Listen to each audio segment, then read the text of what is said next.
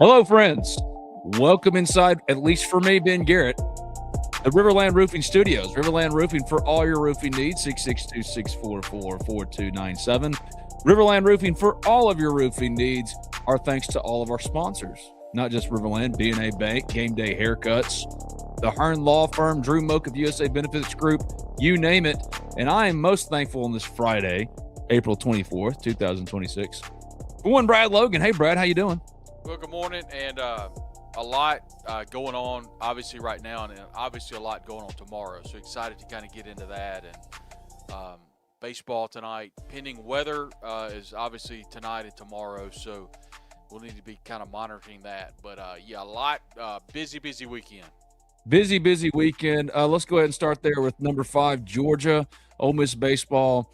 It's a big series. We've talked about baseball a little bit. It wasn't you and I, but me and Zach did the other day on Talk of Champions about what they need to do to clinch a regional host. I wrote something about that at the Ole Miss Spirit, OleMissSpirit.com, affiliate on 3. That's that QR code above one Brad Logan's head. If you scan it today, you can join the Ole Miss Spirit or try us out at least for 5 days for $1. 5 days, $1. The Ole Miss Spirit, OleMissSpirit.com, affiliate on 3. A lot of the chat is already popping off. Mary says all the time, God is good. Yes, he is. Hotty toddy in the chat from Earthbound Gamer. I like that little AI moon landing kind of looking spacey profile pic my man's got. Ole Miss fan 198824, Hotty toddy. Mick. Oh, we're here. Hey, fellas. Good morning to you, Joseph Moore. Good Friday to you, Ole Miss fan 198824. William, good to see you, guy. At the Jeep Adventure, man, he's here. He's usually not able to get in them for the live. So already some people rolling into the chat to say hello. We're starting first and foremost with number 5, Georgia, rolling into Oxford, Mississippi, weather permitting and all those kind of things. But set the table for this big series because we've been talking about this a little bit. We certainly did it. Me and Zach did on Wednesday in regards to what Ole Miss needs to do to clinch that regional host. The last time it happened, a team that won 15 SEC games and hosted was 2024 Florida. It's not a very, very common occurrence, but there are other examples as well that we could go through. But really, baseball America's Jacob Rudner told the Ole Miss Spirits Rebel Yell hotline that he thinks that magic number is 15. That means then you can't lose a series or can't get swept in a series the rest of the way. Win one more series, and you've clinched that. You probably feel best about 16 SEC wins with a strong RPI and good work Ole Miss has done. In your opinion, what is this? How big is this series? Set the table for it, and what does Ole Miss need to do to clinch that regional host? Well, I don't think you can put into words just how big it is. I mean, you look at where Georgia is. Honestly, on paper, probably the best team in the conference, and you've got them at home, and you're playing really well if you're Ole Miss. A couple of things to kind of look at. Right now, Ole Miss number 8 in the RPI, according to Warren Nolan. That's kind of what I look at. Strength of schedule, listen to this, number 4 in the country. So you've got that going for you, 30-12. I think it was maybe it's Sam Sklar from the Clarion Ledger that pointed this out. I didn't realize this. Ole Miss is 12-0 in quad 4 games. Now, I think more importantly is not the number of wins, but the number of losses, which is 0. And so not having any quad 4 losses, they're 5-9 in quad 1 games, and then 12-1 quad 3, and 3-1 in quad 2. So you don't have those landmines that you've had in years past, which kind of goes back to what Ben talked about a moment ago. If you can get to that 15-win mark, you've got a lot of things on your side. And I think more importantly you've got on your side is that strength of schedule at number 4, the number 8 RPI. The non-conference record is 20-4. And then you got the non-conference strength of schedule is 57. And so just kind of looking at this, it's really good. And I was incorrect. 9-9 in the quad 1. I was looking at Florida State.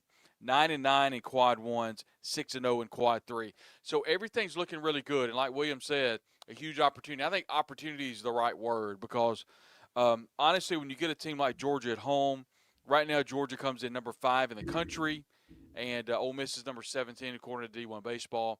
And it's an opportunity to where you can continue to try to hit the baseball. I mean, I think you looked at what Ole Miss did. Did they run rule this past Tuesday night? Yes, they did. Murray State. Yeah. So and you look, and I think it was Hayden Federico's at 294.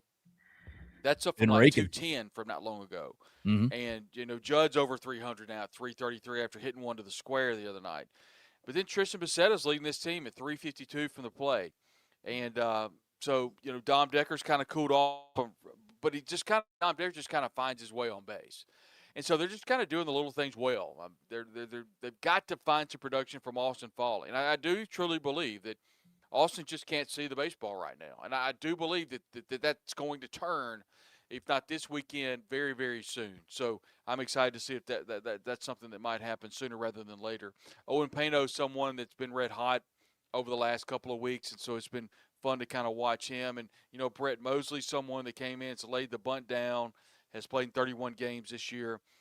But you look at Will Furnace, you look at Judd Udemark, Bassetta, Federico, kind of the core of this team, and you have to kind of lean on their leadership this weekend. And you kind of have to lean on figuring some things out. And Ole Miss needs to do what it did against LSU when they were at home last week or a couple weeks ago. They need to figure out a way to play small ball, to figure out a way to beat Georgia. Georgia's going to mash the baseball.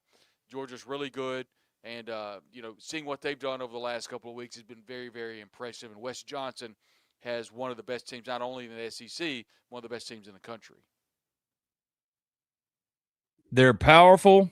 They can beat you in a number of different ways, and they're pitching it better than they have in recent years. I mean, this is probably one of the better Georgia teams that come together. They still hitting it like they do offensively, but the pitching has really come along as well. So it's a big, big series for Ole Miss. He's won 11 of their last 13 games after whipping up on Murray State on Tuesday, 19-2. What are the keys for you as far as what Ole Miss need? Like, you know that Ole Miss can't get swept as far as keeping pace with the regional host. If you lose the series, it's not the end of the world, but if you can win it, what it could add to as far as rocket fuel for the rest of the regular season in the hosting push cannot be overstated. But for you, what are the keys as far as Ole Miss? You have seen more from Hayden Federico. You've seen Owen Pano come on. I think the pitching doesn't get talked about enough for how good it's been. And I saw something this week about Cade Townsend and how dominant he's been. I mean, he could end up being the first pitcher or college pitcher taken in the NFL, and not the NFL draft, which is happening right now, but the MLB draft come the summer. So if Ole Miss is going to get out of here with a series win, who's got to step up? What are the keys to it, in your opinion? Well, for those that have asked, tonight, game 1 will be navy tops, game 2 will be the cream tops, and game 3 will be the red tops. So that will be the uniform allotment, which has absolutely nothing to do with the game in and of itself, but a lot of people like to know what those uniforms will be. I think one thing I'm looking for is what role will Owen Pano play in this weekend's series? I mean, will he be a shortstop? Will we see Braden Randall possibly not play short? We're going to see Owen Pano back in that DH spot. That's question number 1. Number 2, Colin Reuter has just gone ice cold over the last couple of games. I mean, is this a weekend where Colin Reuter takes a big step forward? We've seen Will Furnace be red hot. I mean, he went from 270-ish up to 318. He is finding a way to get on base. He's doing a really good job of going with pitches. If that means taking it up the middle, if it means going to the shortstop position to where they're not shifting quite as much as they have been in the past with him. Will Tristan Bassetta stay hot? And I think if you look at Ole Miss from a pitching standpoint, they have pitched it. I don't mean to be hyperbolic here, but my goodness, they've pitched it about as well as anybody in the conference. And I would argue, Ben, they pitch it almost as well as anybody in the country. When you've got someone like a Hunter Elliott that can get things cranked up, a Cade Townsend that's getting a ton of accolades, Walker Hook's coming out of the pen that's done really big things. Landon Waters has been someone that's been kind of up and down, but Hudson Calhoun is someone I've really enjoyed watching. The Sunday game for me, if Ole Miss splits Friday and Saturday, let's hypothetically say they do, and then Ole Miss throws Rabe on Sunday, I think that's going to be a game we look back on in a couple of months, regardless of how the season finishes, and think, I remember that Sunday game against Georgia, win or loss, about how important that game is going to be. So, Ole Miss may need to hit themselves out of that game. I don't know. We've seen Rabe kind of be up and down on that Sunday start. So, is there a situation where we see some middle relief that can come in? So, I do believe that at some point we're going to be talking about Walker Hooks. We're going to be talking about a possible J.P. Robertson coming in. I mean, we saw J.P. come in a couple of games ago and look pretty good. Is this a situation where Hudson Calhoun gets some extended work? I thought Hudson has done really well out of the bullpen in many instances, throwing multiple innings. So this could be an opportunity for him. But I truly believe if Ole Miss can come out and get game one, then the rest is just gravy, because I'm with you, Ben. I think you have to win at least one. Anything on top of that is gravy, because at this point forward, don't get swept on the road. Win a couple of series at home. I think Ole Miss needs to get to that 16-win mark to solidify a home regional, depending on what happens, obviously, in the tournament in Hoover. But I'm telling you, after we talked about at the top of the show, with all of the numbers in Ole Miss's favor, I'm talking about every single one. You look at where Ole Miss is from that RPI standpoint. I want to talk about it just real quick one more time. You talk about where Ole Miss is from a strength of schedule standpoint. It's number 4 in the country. They're 20-4 in the non-con, 30-12 overall. But to me, the big number is 12-0 in Quad 4, 6-0 in Quad 3. There have been no landmines there. And just seeing what Ole Miss has done in the non-con and, of course, in the conference. And then their RPI is at number 8 right now, according to Warren Nolan, who's kind of, to me, has a really good metric to look at. So with a huge opportunity coming in this weekend with number 5 ranked Georgia, the best team in the conference. And you would like to think if Ole Miss wins the series – particular weekend, I would think they would catapult up the D1 baseball rankings. And people say, rankings don't matter. I think they do now. I think they're going to matter from this point forward. So now is when you need to start paying attention to those rankings in the back half of the SEC schedule and watching the RPIs go up and down. Cade Townsend was named co-SEC Pitcher of the Week for his performance last week. Walker Hooks earned 2 more saves last weekend. He now has 4 saves and 3 wins over his last 9 appearances. Speaking of all the good pitching work that Brad was alluding to, Townsend now owns the 2nd lowest ERA, the 3rd lowest WHIP, and the 4th lowest hits per 9 innings in the SEC. Hunter Elliott is ranked 6th in the SEC in strikeouts with 73 on the year. And the Ole Miss pitching staff collectively has struck out 474, 2nd most in the SEC, 5th in the NCAA, and their K per 9 of 11.8 is the 2nd highest in the SEC. Their ERA of 3.86 is the 4th lowest in the conference. I do agree with you about Colin Reuter. That's one thing that, no disrespect to Colin Reuter, no disrespect to Ben Van Cleve, but he's got a very similar hitting profile. He's still sitting at 0 home runs. So if you're not doing damage when you're up there, at least going gap to gap, getting on base, and right now nothing's really going well for Colin Reuter. So need him to get back going, or at least find an alternative or two that you can kind of spread the wealth out with at DH, and that's why it's so important that Owen Payne will be the shortstop moving forward, so that they can really open up DH for a rotating number of potential candidates, because Colin Reuter he hadn't been that guy lately, and that's unfortunate, but it is what it is. This is Talk of Champions. I'm Ben Garrett at Spirit Ben on Twitter. That's Brad Logan. We both write at the Ole Miss Spirit, OleMissSpirit.com, an affiliate of On 3. If you sign up today, you can try us out with that QR code above Brad's head. 5 days for $1. 5 days, $1. Just to give it a shot, see if you like it. We'd love to have you. It's the Ole Miss Spirit, OleMissSpirit.com, an affiliate of On 3. And certainly baseball, while a massive, massive series, and we're not in any way discounting that, it's not the only thing happening this weekend. Of course, Meet the Rebels is this weekend. It's taking the place of the big end of spring event, even though Ole Miss football still has a week of practices left after this one. Don't know what the availability is going to look like. As far as Talk of Champions, Sudu is going to be hosting from 11 to 1 a live show. We're going to do like a 4-hour live stream from 11 to 3 to cover both Meet the Rebels, whatever it is, and some double-decker. Got some recruits that are going to be coming by the tent, we think, to talk to us, working through some of that logistically. But I'm going to go to Meet the Rebels in the morning, just get what I can get as far as interviews, B-roll, to have it for you from the 1 to 3 block, which will be pretty much me and Brad. Whenever Brad shows up, me and Brad, and the early window will be Sudu, and Sudu will contribute throughout the day as well. But be on the lookout for that. Talk of Champions will go live to start the day. The Meet the Rebels big double-decker Saturday day tomorrow at 11, and we're going to be running until about 3 o'clock. So we'll see you all then, but mark that down on your calendar in that way. What are you expecting out of Meet the Rebels? Because it's, like I said, it's replaced the big it's a different, it's not what it used to be. Like now we can show pictures of Delano Townsend and stuff like that I've been trying to show all week. I had them stored up for a while. It's not what it used to be, a big end of spring event, but what are you anticipating? I think it's the right move as far as bringing this back for the spring. What are you expecting tomorrow? What are your impressions of spring football right now, where things are, and knowing that there's still a week left, Brad? Yeah, it's not easy right now covering this team, and I thought it might open up a little bit when Lane went to LSU, but it's actually closed down more than it was before. I mean, the last, I mean, it's been 2 weeks ago, this past Tuesday, the media availability was 7.5 minutes, and so a lot of you in the chat right now are asking about different positions. It's really about who we talk to, not about what we've seen, because what we did see when we were there was very, very scaled down. It was warm ups. It was, very no team drills. Obviously, it was punt return and things like that. So, what we're going off of is who we talk to, frankly. So, I think obviously with Meet the Rebels, I want to commend the university by bringing it back. They didn't Mm-hmm. have that for quite a while, and so to have that type of community, I think is huge for this program because now in the world of NIL, the whole world of who's the new transfer, insert player here.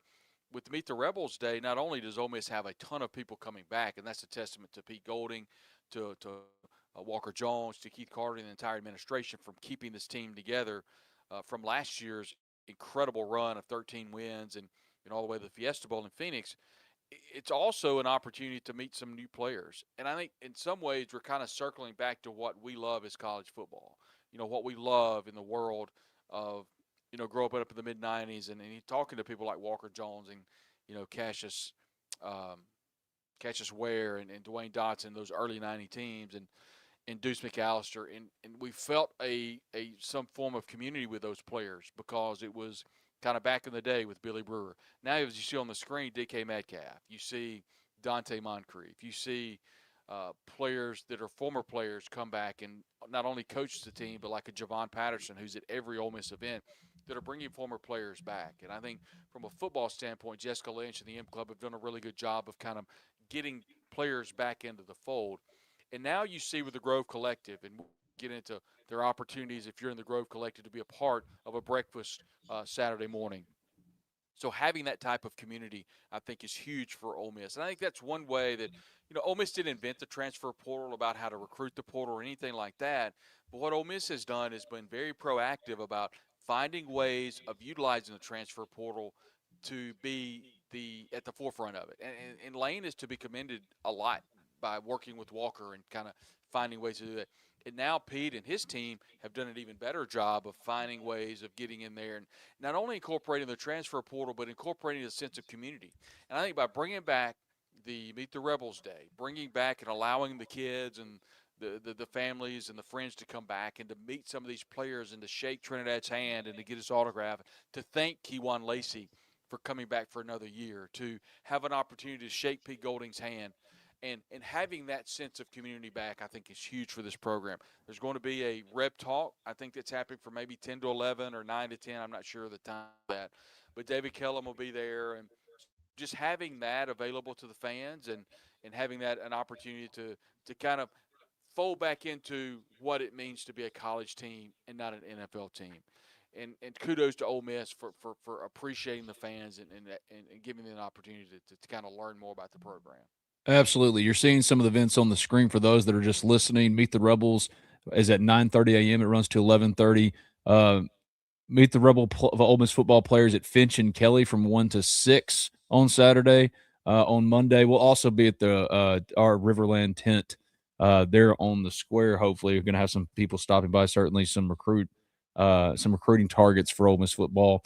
And then Monday, Darian Clardy, who I've been trying to get on the pod, and Caleb Cunningham, who I've been trying to get on the pod, shot Brandon memorabilia with those two players. I might run by there on Monday just to see them and see how they're doing, especially Caleb, and kind of do some FaceTime with them because we'd love to have anyone that wants to come on the pod, and certainly there are great opportunities for Ole Miss fans this weekend with Double Decker. Who are the Ole Miss players, in your opinion, that the Ole Miss fan needs to meet? One of them, I would assume, is going to be the obvious Trinidad Chambliss, and Marty Smith ran a great, I want to say, interview, and we're not going to play the full thing here, but where like he had a great interview with Trinidad Chambliss, came to Oxford recently. Here's some of that. This is Talk of Champions. I'm Ben Garrett at Spirit Bit on Twitter. He's Brad Logan, both right for the Ole Miss Spirit, OleMissSpirit.com, affiliate of On 3. You see it on your screen, Marty Smith. I went to Oxford to sit down with Ole Miss quarterback Trinidad Chambliss, talked about his rise to prominence, Lane Kiffin leaving, beating Georgia in the Sugar Bowl, on and on and on. Here's some of that. Here's one player you'll certainly want to meet at Meet the Rebels on Saturday. The starting quarterback for Ole Miss, Trinidad Chambliss. He's got speed, and he can spin it. Chambliss. He is dangerous no matter what he's doing with the football. This guy has become a folk hero. It's kind of crazy to think that this young man was a backup quarterback when the season started. Now he's elevated to the top of the sport.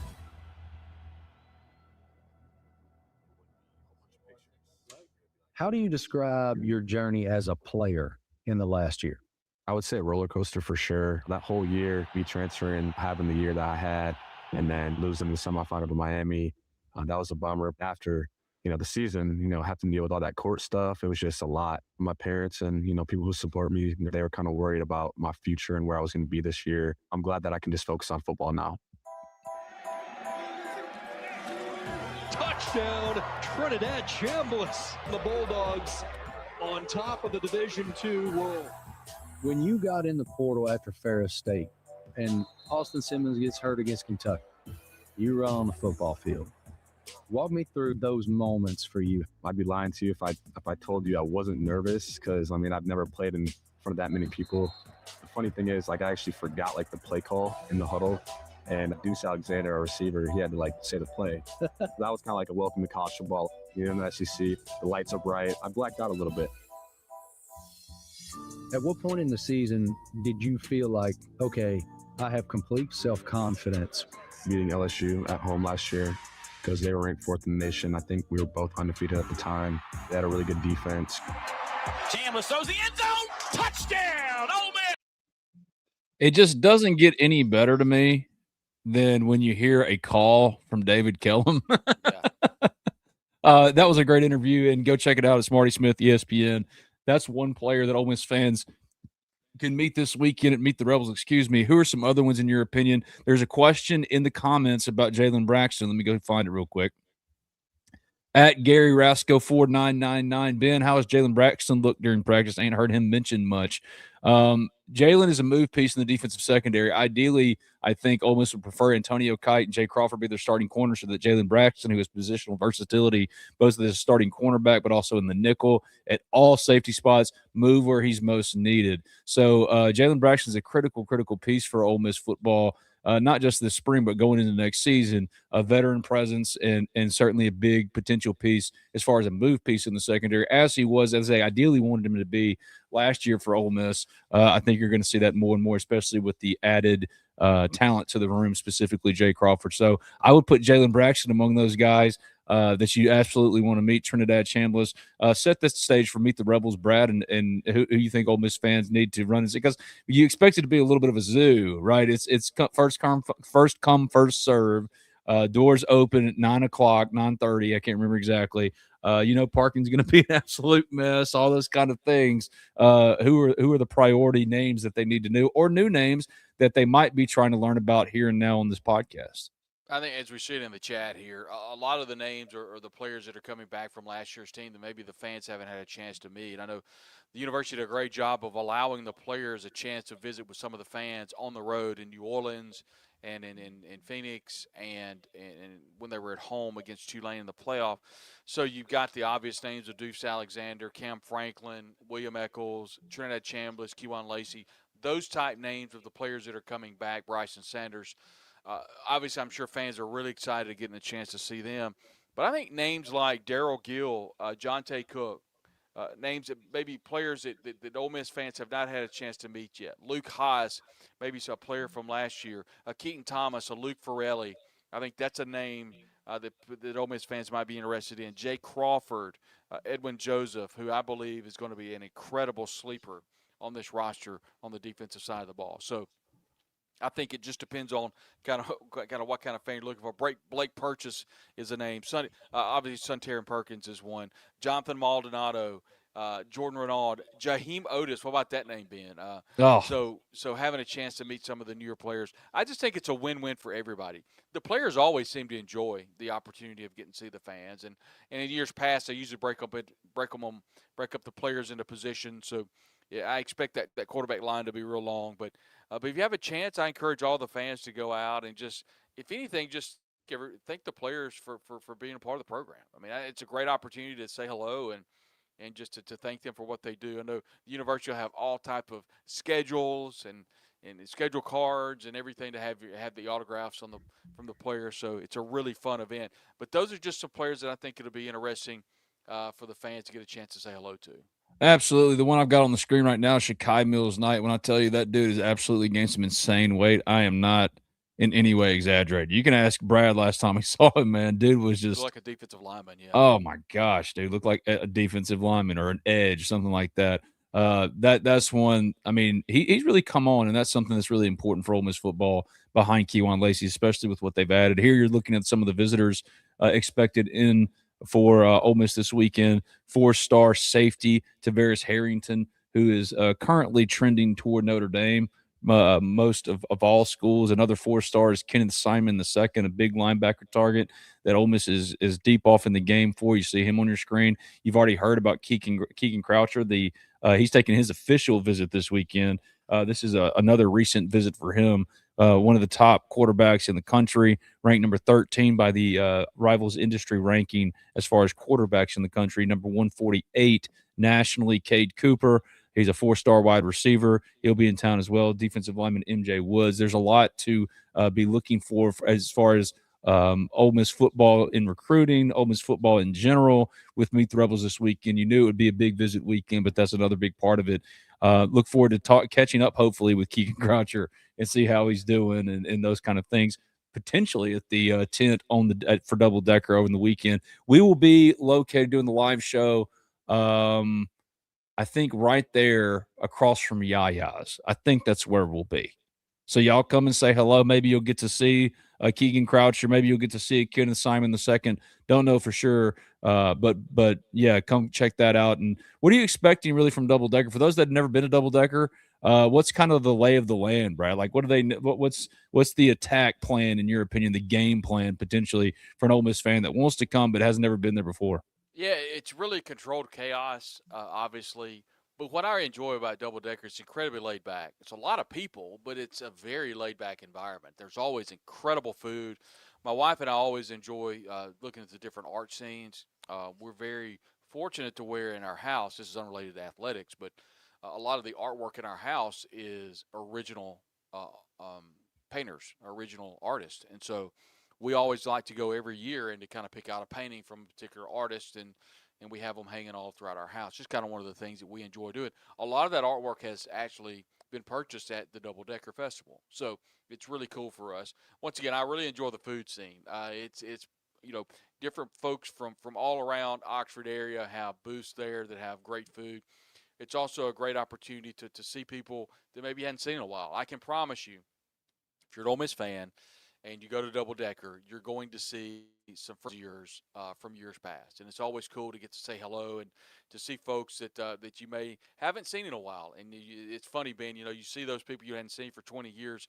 It's almost like you catch, you pick up right where you left off. And so Double Decker is a great spot to be able to do that. Obviously, all the businesses on the square will be open. And so it's a great opportunity if you're looking, and to patronize maybe some places on the square that you really enjoy. This is a great opportunity to do that. We encourage you to come by and say hello to us.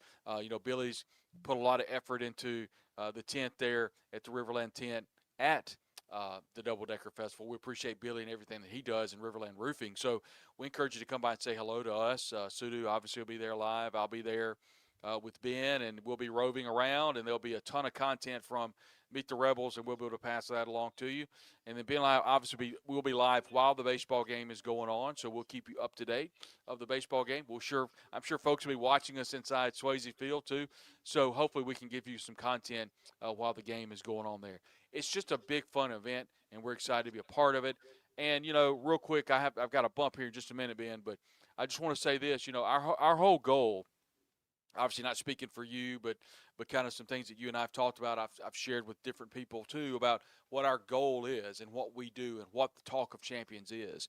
The Talk of Champions is simply and just kind of the right hand of the Ole Miss fan.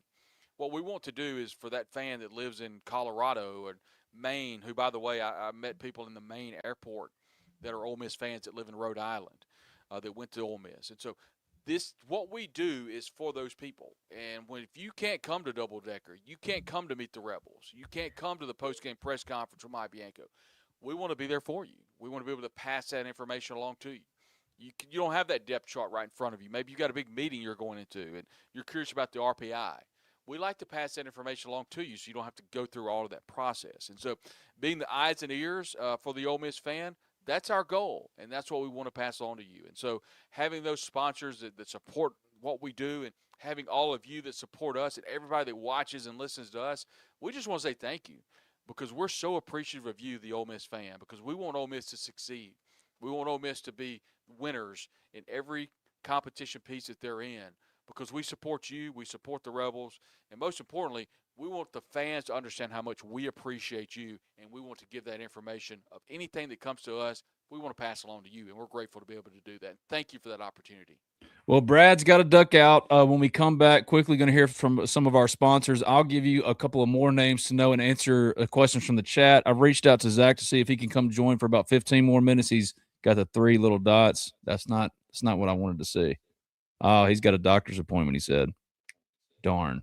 So I guess Zach won't be able to join me this morning. But, let's hear from some of our sponsors. I'll answer some questions from the chat. Let's first say bye to Brad. Bye, Brad. Thanks, everybody. That's Brad Logan of the Ole Miss Spirit, omspirit.com, affiliate of On 3. That QR code on your screen. If you scan it today, you can try us out for 5 days, $1. 5 days, $1. Let's hear from some of our sponsors, and then we'll jump to some questions from the chat that y'all been hitting me up about. This is Talk of Champions. Homes and businesses from the whims of nature, you need more than just quality materials. You require Riverland Roofing. Licensed, insured, and certified, Riverland Roofing offers not only the assurance of excellence, but a tailored approach to your unique structural needs and budget. To learn more about what Riverland Roofing can do for you and the community, call them at 662-644-4297 or visit riverlandroofing.com.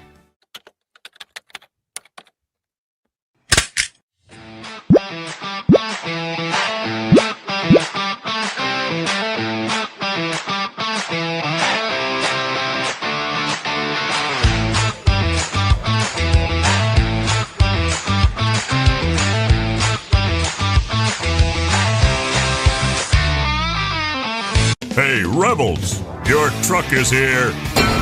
Ellen Samuels Chrysler Dodge Jeep Ram in Oxford presents the all-new Ram Rebel. It's Ram, the Rebel way. Send an unmistakable signal. Rebel, 24/7. Ram Rebel, from your friend in the car business. Ellen Samuels Chrysler Dodge Jeep Ram in Oxford. Come by, let's be friends. I'm Warrior Philip Hearn. Raising my family here in Mississippi, I've tried to teach my kids to help others. I learned that from my parents. And as a Mississippi lawyer, I want to help you too. If you're hurt in a traffic accident, 18-wheeler wreck, or have insurance trouble, call 601-720-3541. That's my cell. You call, I'll answer. Let's get started. Make your first call to the Hearn Law Firm today. Start my weekend.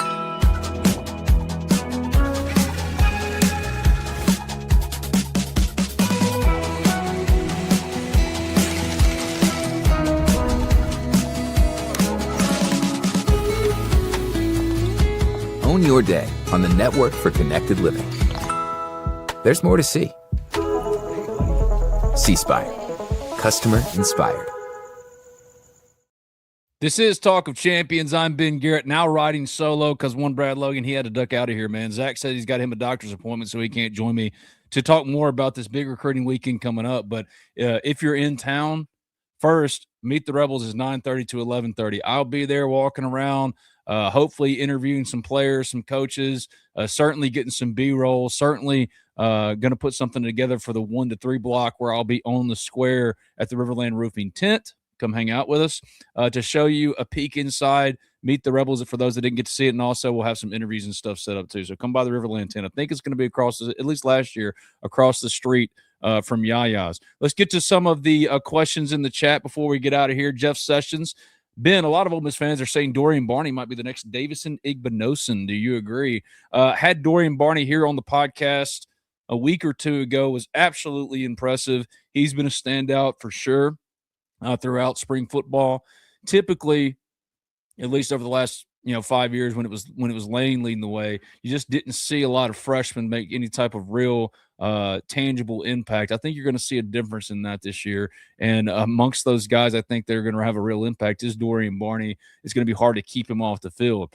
Be it in the nickel, he can run there as a corner. He's a safety if he needs to be. He has positional versatility too. He's very switchable for those 5 defensive backs in the backfield.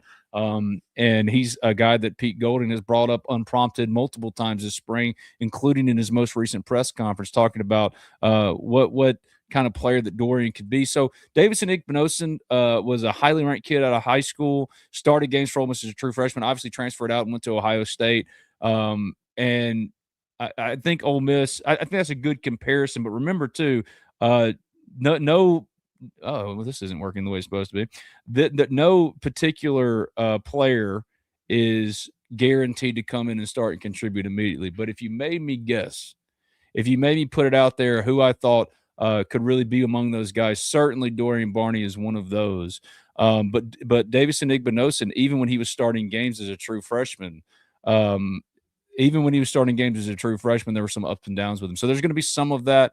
But, man, I'm really impressed with what Dorian Barney's been able to provide so far in spring practice. And certainly I think he's going to be one that contributes for Ole Miss football this year, and one that you need to go meet the Rebels because, man, you're going to be impressed with him. I certainly was in our time that we got to talk. So at C. Rogers 4912, our resident LSU fan in the chat, sounds like Ole Miss will have an LSU 2019 offense, 5K passer, 2 1K wide receivers, 1K yard rusher, quarterback accounted for 65 touchdowns. That was the only time in history that has happened. Don't know where you're getting that from. No one said that at all. I certainly don't think Ole Miss is going to put up 2 1,000-yard receivers. One, Deuce Alexander or Jonte Cook, or yes. Do you have a quarterback that can pass for 5,000 yards? I don't know about passing, but certainly combining 4,000 or 5,000 yards of offense, sure. Don't forget, man, like this Ole Miss is coming off a season in which it set a new record for total offense with over 7,000 yards. So does that sound like, and you're returning your star quarterback, your Heisman Trophy candidate of a quarterback, your Heisman Trophy candidate of a running back in Kejuan Lacey, who broke Quinshon Judkins' single-season rushing record last year. So I'm checking those boxes. A 1K yard rusher, yeah. Maybe 5,000 yards or at least 6,000, like something in that range as far as combined total yards passing, not necessarily, but it's not as crazy as you think. So that's what I'm getting at. Don't back down. Again, no one said this. You're creating narratives that don't exist. So you can say what you want to. No one has said that, but I do think this is going to be one of the very best offenses in football, and I think Ole Miss is going to be a contender again. You're the one that's putting words in people's mouths. C. Rogers 49112. No one's backing down from anything. Landon Barnes looks like a dude from William Roden. Yes, absolutely does. Already built like Deshaun Walmack when he was a junior for Ole Miss last year. Really impressive kid. Ole Miss absolutely loves him. He's one guy that is going to be pretty hard to keep off the field, a lot like Dorian Barney in that way. Man, as far as physical stature, incredibly impressive. 6'5", already 250, 260, and he's got so much room to grow. Landon Barnes is going to be one I absolutely think Ole Miss fans should get to know soon. I mean, the comps I've heard directly, Marquise Haynes.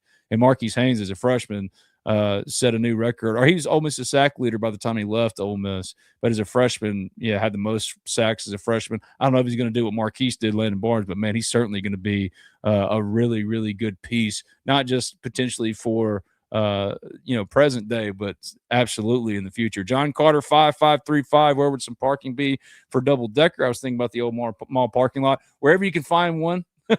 Wherever you can find one, man, it's going to be really hard to park in Oxford, Mississippi this weekend. So I would recommend just the closest you can get to where you want to go. The first opening you see, park it, man, because it's gonna be crazy. The old mall parking lot is never a bad way to go about it, but you're gonna do some walking in that way. So yeah, it's gonna be packed, man. It's gonna be packed. Ole Miss fan 198824 Ben.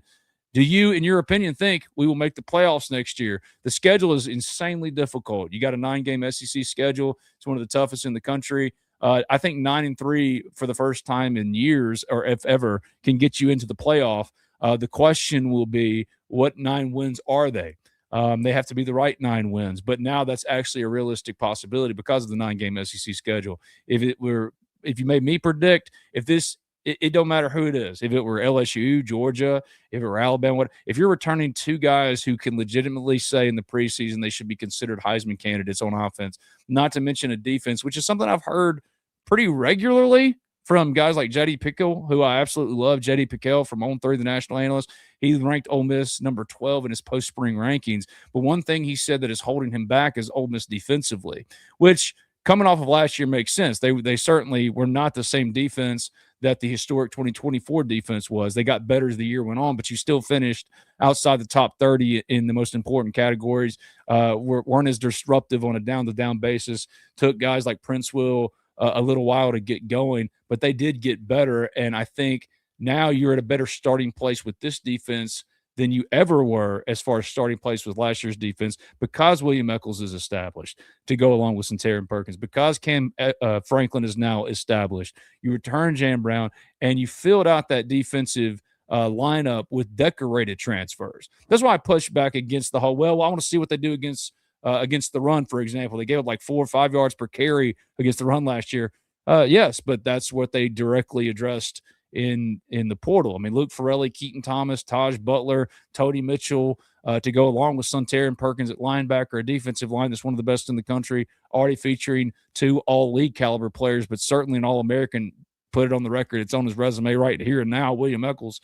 I think this defense is going to be markedly better. So you consider those things, a defense that is better, an offense that, yes, you've got some real pass-catching questions that you've got to answer. Who are your top 4 options at wide receiver? Is Luke Haas going to be able to stay healthy at tight end? Your 2 starting tackles, offensive tackles, are they going to be as good as Diego Pounds and Jaden Williams last year? I had a coach tell me that, like, Trinidad covered for a lot with Diego and Jaden as his tackles last year, and that this group has more upside.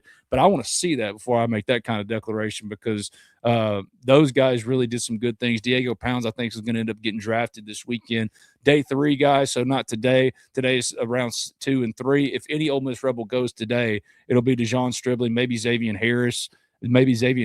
But yeah, like it's been interesting to see this Ole Miss team in the limited time that we've gotten come together over the spring, and I do think that they'll be a playoff team next year.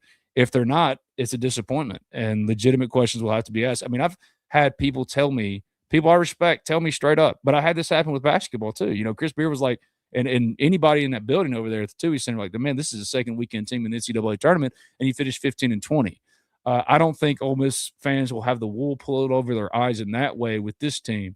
But you have to temper the expectations, because coaches do have a tendency to oversell things. But in limited time, we've seen this is the most depth that Ole Miss has had. Now, will that depth translate to a program record 13 wins again? I can't say.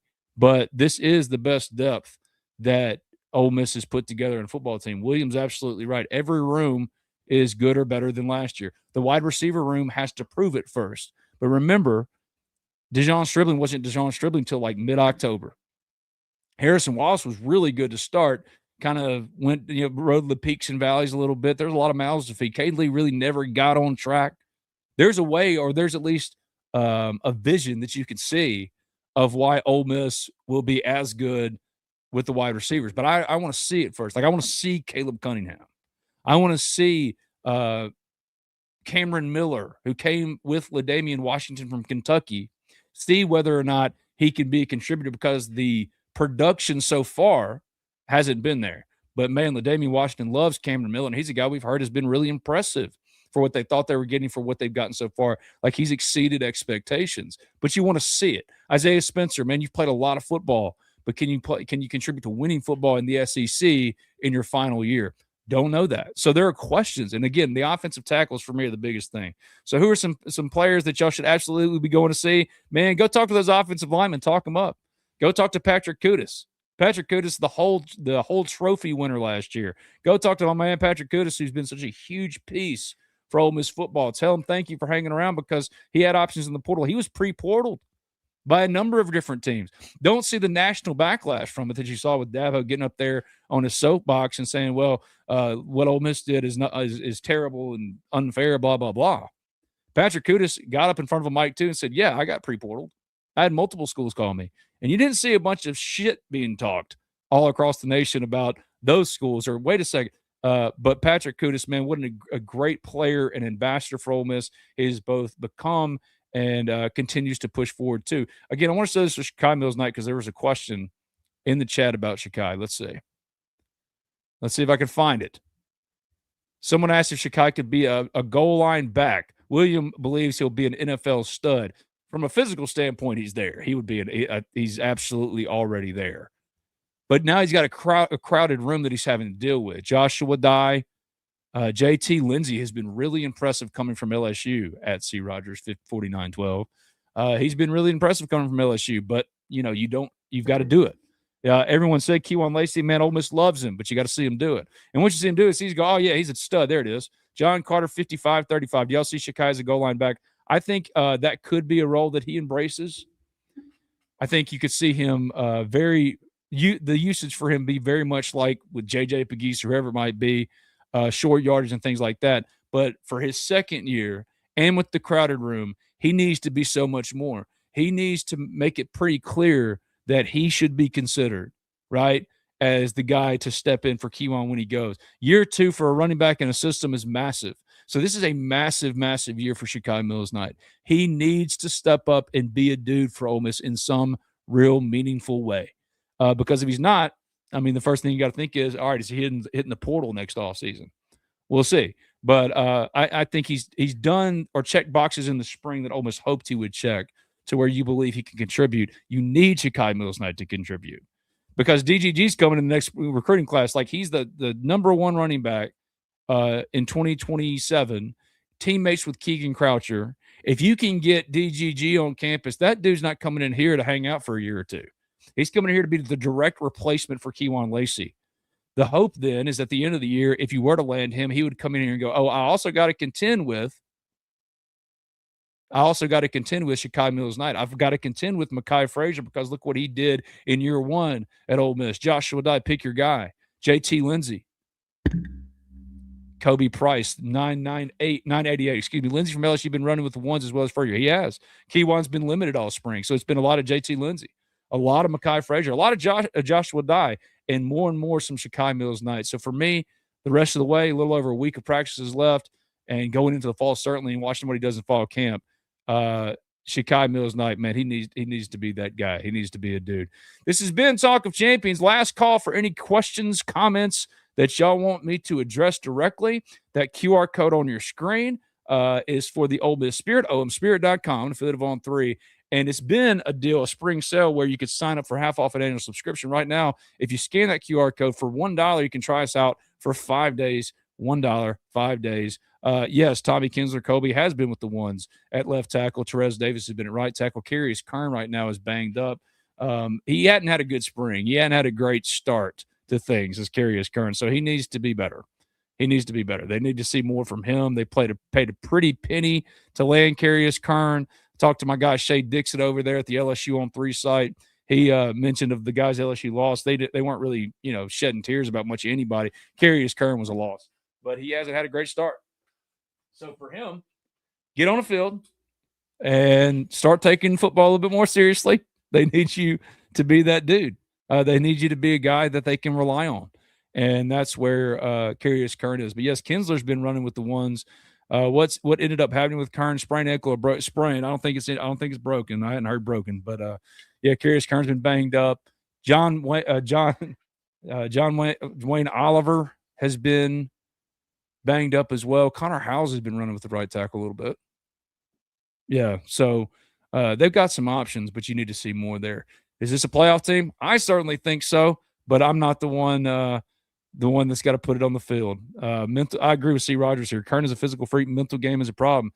So far, the early returns has been exactly that. East Feliciana Reb, thanks, Ben. You're the man. You're the best. Have a great Friday, everyone. Hit that like button. Absolutely. And join us at the Ole Miss Spirit. Our thanks to Brad Logan. Our thanks to all of you who always join us. I appreciate you. Tomorrow, do you know why Renaud hasn't dressed yet? He arrived at Ole Miss with a pre-existing injury. There's no real rush to bring him back. So they wanted to bring him along slowly.